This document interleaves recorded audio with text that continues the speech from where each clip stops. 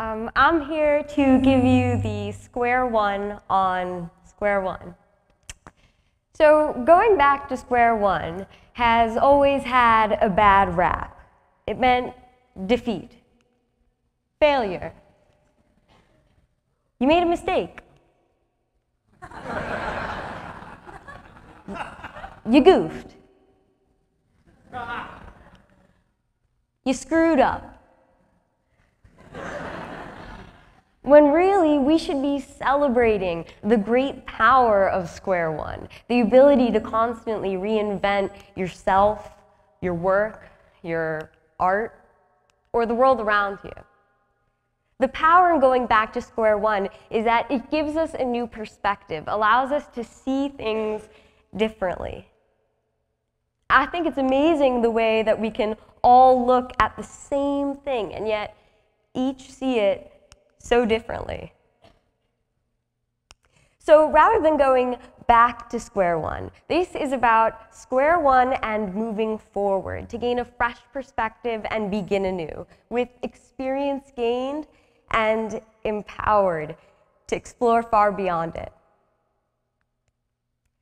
Last year, as a member of the Ransom Everglades Diversity Council, an organization dedicated to the development of cultural competencies and celebrating difference, I became passionate about redefining the word diversity at a level more fundamental, more basic than gender, race, ethnicity, a kind of diversity you can't see with the naked eye, a diversity of the mind, of thoughts, ideas, methods of problem solving. Dr. Stone, faculty advisor to the Ransom Everglades Diversity Council and my personal go-to pilot light of inspiration, encouraged me to host a forum for our peers. Why the world needs your mind.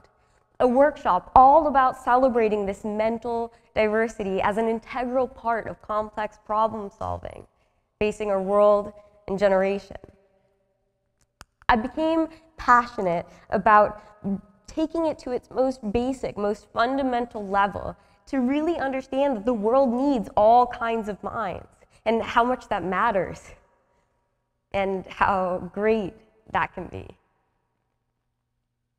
I even got a chance to present it to our school's faculty. I think I was almost as nervous then as I am right now. But it was at that presentation that Dr. King shared with me his dream. Not that Dr. King, our Dr. King dream, his dream of having our very own TEDx. He unleashed the world of TED to me and continued to guide me along through it. He turned my idea from something weird into something as cool as this. This idea, this ability to see the world differently, to think differently, to dream differently, to imagine differently, is precisely what TED is all about. It's a meeting of all these different kinds of thinkers, united and inspired to share the different ways in which they see the world. And as the world becomes increasingly complex, so too do its problems via internet, technology, etc. So to solve these problems, we need to embrace this complexity, this diversity, and utilize all these different kinds of thinking. So all of this merged into this one vision of Square One, born here on this campus, which my peers have jokingly accused me of converting into my personal laboratory. But that's why I'm so honored and humbled that this idea of Square One was considered to be, in the spirit of TED, an idea worth spreading.